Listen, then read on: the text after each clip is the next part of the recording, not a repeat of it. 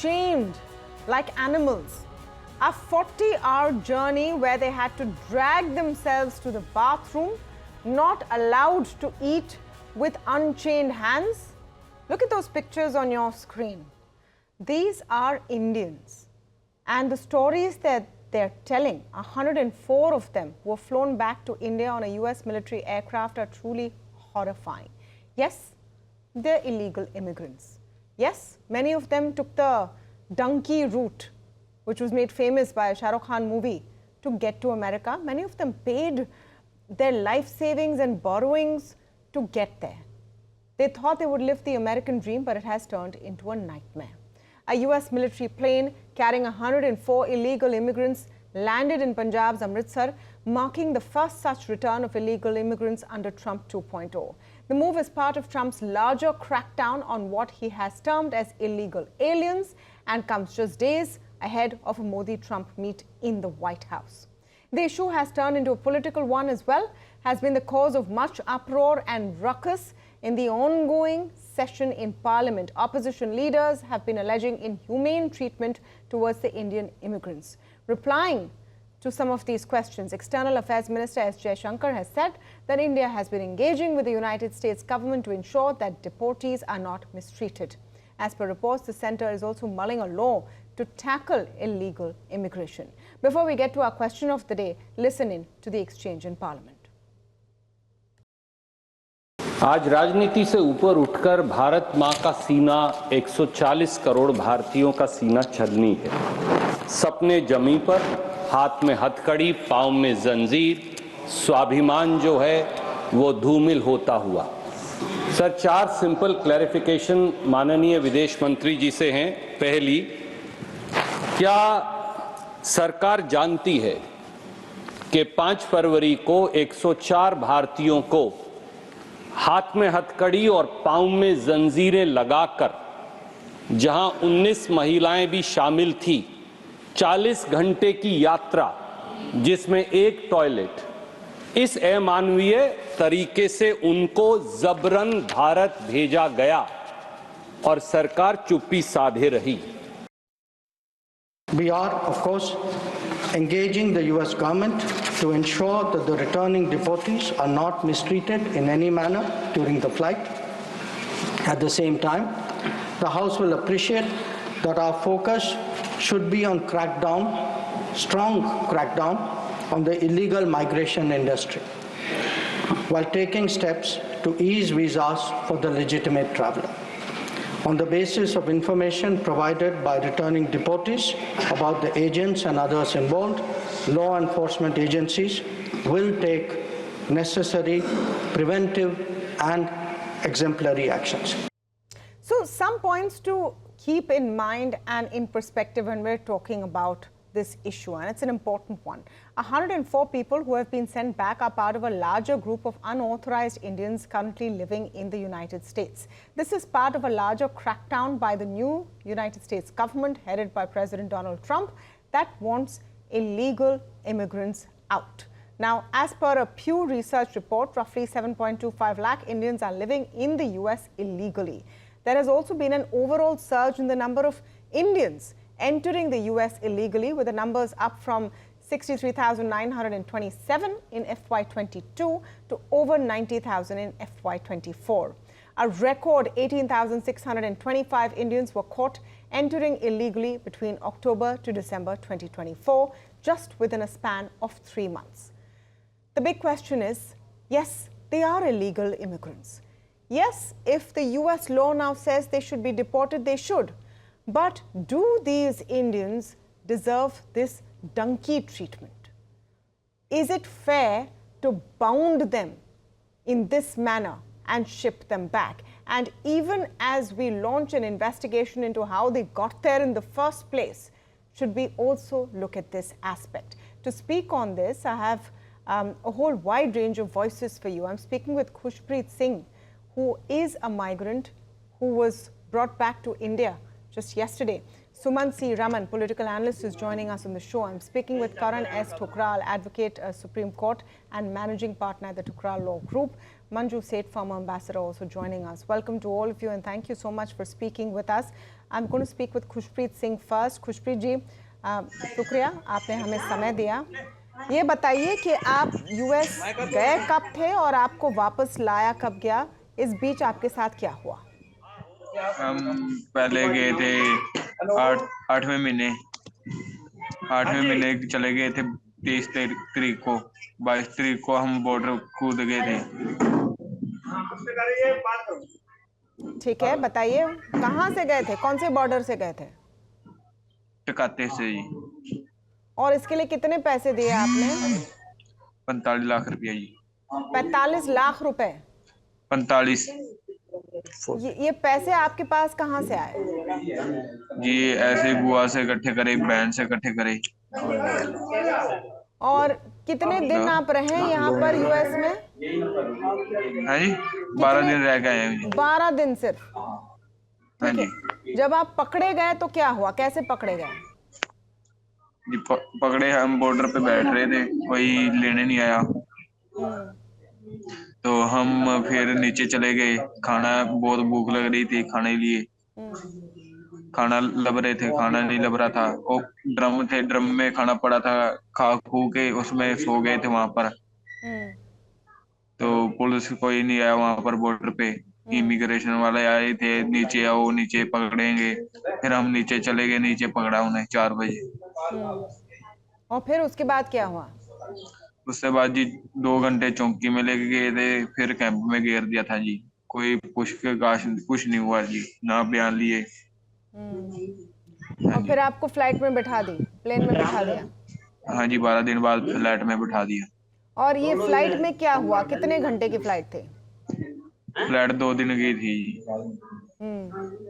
और वहां क्या हुआ आपके साथ? जी, हथकड़ियां ला के जी, पैरों पे हथकड़ियां ला के बैठा दिया था। अब आप वापस आए, आप क्या करेंगे खुशप्रीत? जी, पैसे पूसे मिल जाएं जी, और देखेंगे पैसे पूसे मिल जाए, इधर व्यू कर लेंगे कोई कपड़े कुपड़े की दुकान। तो ये कपड़ों की दुकान आप पहले भी लगा सकते थे? पहले लालच बहुत था। इतने लाखों रुपए जो आपने खर्च किए वहां जाने के लिए और 12 दिन में वापस आ गए, वो कपड़ों की दुकान आप पहले लगा सकते थे, अपना व्यापार कर सकते थे जो बुआ से आपने पैसे लिए हैं। पहले इतना दिमाग नहीं था जी। पहले इतना दिमाग नहीं था, अब आ गया दिमाग? हाँ जी, एक बारी बंदे को ठोकर खा के पता लगता है ना, ऐसे नहीं पता लगता कुछ भी। खुशप्रीत, हम आपसे फिर से बात करते हैं, आप रहिए हमारे साथ। I just wanted to spend time talking to Khushpreet Singh just to understand what is happening, and I'm going to come to Karan as Thukral on this point. There are so many that are going like this, and there are two aspects of this. One is, why do Indians need to go to the US or any other country as illegal immigrants? Are there not enough opportunities here? And the second is the way that they were brought back. Let's talk about the way they were brought back first, Mr. Thukral. See, I mean, just first, after hearing him, 45 lakhs spent on, getting to US in such an inhuman way, that was, he would have encouraged to spend it over here and invest it in any business over here. This would have generated revenue over here in India, as he's realizing now. Coming to the restraint part, see, the use of restraints during deportation, as per the US laws, is legal if deemed necessary for security reasons. However, such actions must be proportionate as per the law itself and not amount to cruel or inhuman treatment.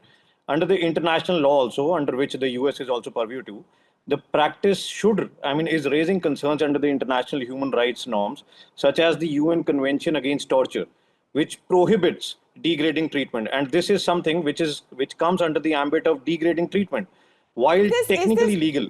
Isn't this clearly degrading treatment, Mr. Thukral? Yes. Because for the US, they're saying this is standard practice. I mean, the video we're showing you, and I want to pull back that video up there, is from their chief of border control.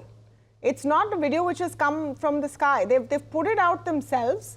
Yeah, that's the chief, Michael W. Banks, who's put it out on X. And he has said, we've successfully done this.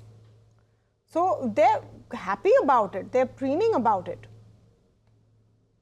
Today on the morning itself, the Indian government is denying that these are not Indians who were deported back. But I mean, coming to the point, while technically legal, this is legal for them as per the law, the practice has been criticized as excessive and dehumanizing, particularly when applied indiscriminately to all the deportees without assessing individual risk. If there was one individual who could have been basically termed as or what said to be a flight risk, he would have been shackled or put some restraint. But putting indiscriminately restraints on each and every individual or each and every person, this is inhuman and degrading. There's no doubt about it. Sumant C. Raman, how do you see this? So there are a couple of aspects here. One, why should they have gone?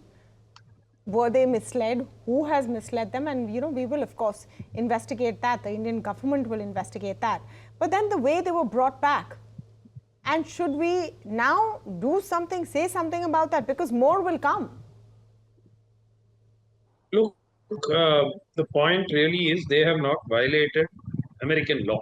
The U.S. government, by putting these restraints on the passengers as they were sent back to India, they have not violated their law, which is a very important point here. Is it inhuman? Yes, it is inhuman. We know that. But the point is their law permits it, and they have also offered an explanation. They said, what if there's a riot on the flight if we are not restraining them? Which is a very valid point, because that becomes a huge risk to their lives of the others on the flight. So there may be 2 or 3 people who may turn violent, but then that puts the entire lives of the other passengers and the crew at stake. So I don't see this as being violative of their law. The second point really is that, look, as far as the Indian government is concerned, I think the Indian government's responsibility ends in taking them back and letting them lead their lives. I don't see that India is not really expected to go the extra mile, for any particular reason. Our obligations are limited to taking them back, because we know they are Indian citizens, they hold Indian passports. Then it is incumbent on us to take them back. That is what is happening in Guatemala. That is what is happening in Colombia. That is what is happening in El Salvador. That is what is happening in all Mexico and all the other countries. 1 minute. We're not saying we're not taking them back. That's not quite the issue. The issue is, how are they bought, and are we going to launch some kind of protest, say something about this or not? Of course, there is an investigation into how they went. Nothing prevents the Indian government from offering to provide aircraft to ferry them back. I don't see the Americans saying, no, we will not. You have to take them back only in our village. So then the illusion seems to be, if it's their aircraft, they can do anything they want. They are humans at the end of the day. Let me get a view from Manju Seth. One minute, Sumant. Let me get a view from Manju Seth on this. Yes, ma'am. How do you see this? And there's international law. India is a friendly nation, right? India is a friendly nation. We didn't say that we're not going to we're not going to let the planes land, unlike Colombia. Absolutely, and I think this was not called for, but I think at the same time, the US government, in its sort of messaging and narrative that they want to convey, saying this is the way you will be treated if you come in illegally. I think they're trying to do that as well, because it's an official photo that was released. I think that is something which is not, it has been done, I think, with a view to deterring others. But yes, we will, I'm sure, lodge protests, and they should have been handled with humanity, with humaneness, and not in this, very, unconcerned kind of behavior that the authorities have shown. That we will definitely do, and I think we will take up with the US government. It will be conveyed very clearly to them that this is not what we expected. But yes, again, the chances, who will take the guarantee that they will not start a fight on the plane, because just to make life difficult they don't want to, because they're very desperate, all of these people. So one minute, Ms. A. This is something what Sumant was also saying. And this is what the United States has also said, that for their safety, they put these people in chains, because where is the guarantee that there will not be a fight breaking out on the plane, a mid-air kind of situation? So then maybe you strap them in. But yes, it could have been done in a better way, I think. No, I think I agree that this was a little bit going to the other extreme, but a little bit of restraint could have been there. They could have done a different kind of, arrangement. But I think they're trying to send a message. Maybe the others will not in future be treated like this. especially the Indian government, and I think our Prime Minister will take it up with them, that at least the treatment should not be like, the way it was. It was quite inhuman. And they have to be treated with dignity. And many of them, as Khushbir Singh also said, they just sell all their belongings, they sell all their resource, land and everything. I've met so many of these, young boys who have just gone abroad and left everything here zero. Spent all the money on going abroad, and all by these so-called illegal routes. And what do they get? They are exploited, and they're in such terrible conditions. I think what he was saying, he had just reached and he has been, sort of apprehended. But there are many others living in terrible conditions in the States, in Europe, in France, I saw. And, it's something which is really pathetic to see the conditions in which they live.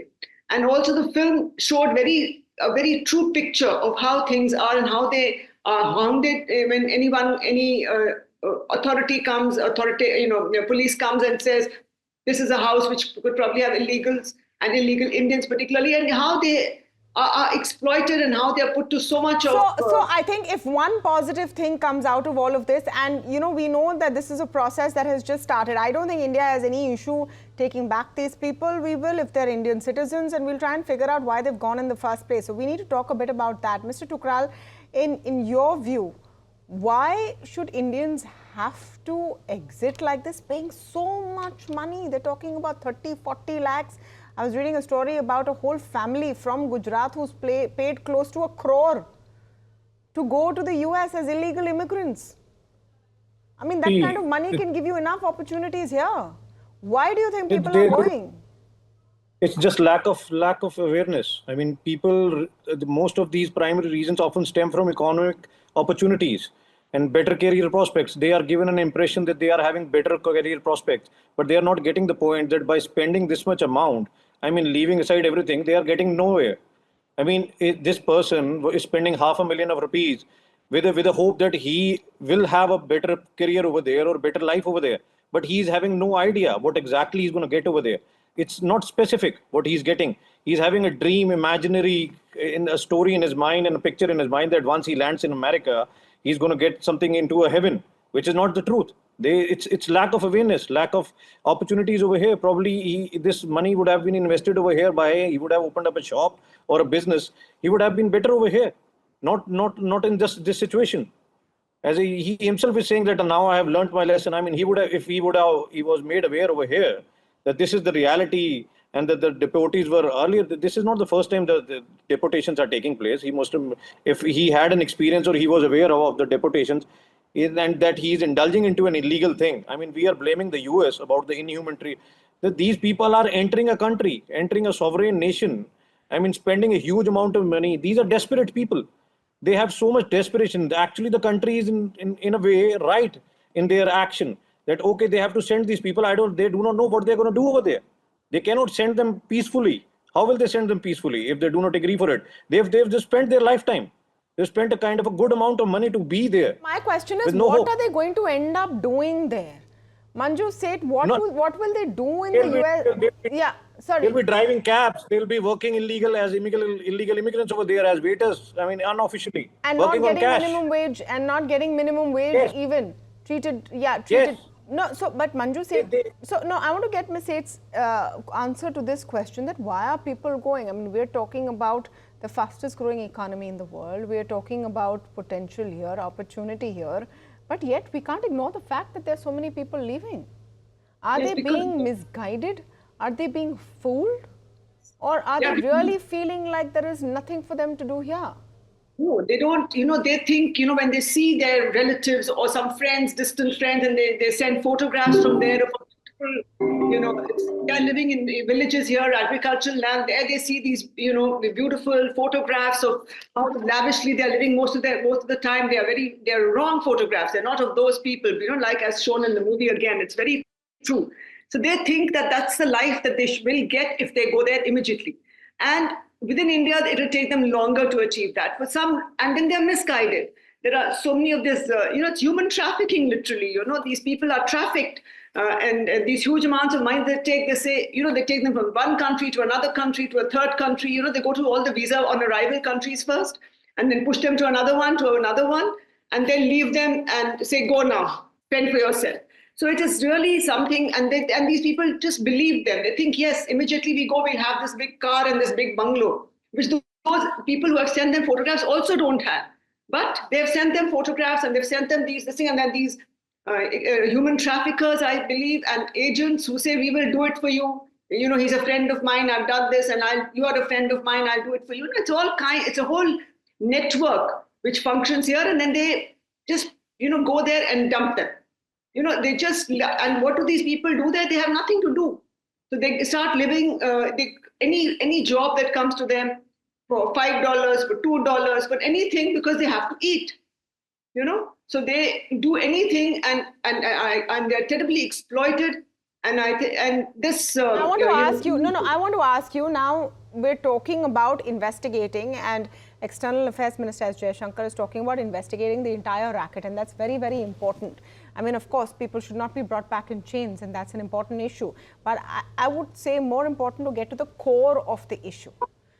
Now, what is the direction that this investigation should take? Because this has been going on for a while, and going on at a large scale, getting bigger and bigger. Where are the culprits? The culprits, very often they disappear. They are quite, they are faceless. Their numbers are not there. They don't, they operate through, fronts. Mostly, it's my experiences from, from talking to these people whom we interacted with in Paris, for instance. They just disappear, so they can't be located. So the government has put in place saying, and they keep creating these awareness programs also, that please go to an authorized agent for any job abroad. But because, as I said, they believe that, they're misled. And they say, no, don't go to the legal ones and to the authorized agents. You come to us. We will do it for you straight away. But they cannot. Where do the culprits lie? Where are they hiding? Because it's not out of the blue that so many people are going. Someone's taking all of this money. Yes, but they're so smart. Yeah, Mr. Tukral, I just want Mr. Tukral's response. Sorry, these are the agents. There has to be a cap on the agents. I mean, agents are the ones who lure these individuals for private gain, profit. And they lure them that we can get you over there. You will have a very kind of a heavenly life over there. Once you land up, you just have to land up over there. You will have bright opportunities. These are the people who are marketing in a very latent way. So the government has to keep a cap on the agents. These are the people who are sending them. I mean, this 45 lakh amount is not taken by the US government, but by the agent to get him over there on some frivolous documentation to just get him over there. So it's if India has to take an action, it has to be on the agents. Nothing else is to be done. If the agents are being controlled, the illegal agents, I mean, this can be very easily taken care of. This is undoubtedly human trafficking. Undoubtedly, people, when they are being brought back, should be shown some consideration as humans. That is one messaging that we definitely should give. But the crackdown begins now. The crackdown begins now on agents or whoever these people are who are misguiding people, pushing them out as illegal immigrants, and in various parts of the world, not just United States. Hopefully, at the end of this, something positive can come out of those horrific experiences at least 104 Indians have had. With that, I want to thank all of you for joining us on the show today, and for our viewers as well. Thank you so much for speaking with us and watching our show. We'll see you back here, same time, same place.